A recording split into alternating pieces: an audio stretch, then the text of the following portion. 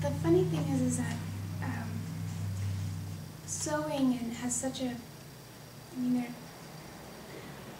when I was in grad school, most of my female professors are from the 1960s generation, and they were the toughest critics of my work because it's basically what they were fighting against in a way, the fragility associated with the femininity and whatnot.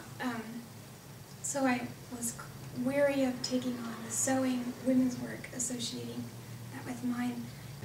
But drawing the line and the ground versus the stitch and the physical or practical need of sewing. Susan Gabar wrote a fantastic essay that's called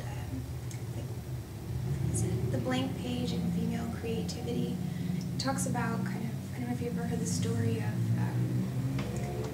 where the nuns would, in Portugal, they would, in the convents, they'd create or do fine linen. The nuns would create these fine sheets, and then the princesses of the land would use them as their bed, their wedding night bed sheets. And then at the end, or after the wedding night, they would send back to the convent the mark of kind of the purity or the validation of the woman's character, etc. And they'd frame them with the plate, with the engraved plate of the woman's name whose mark it is.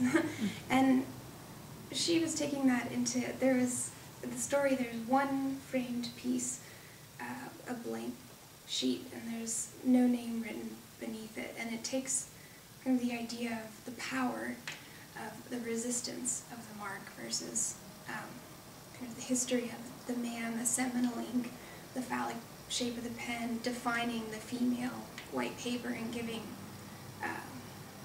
her or the paper its identity.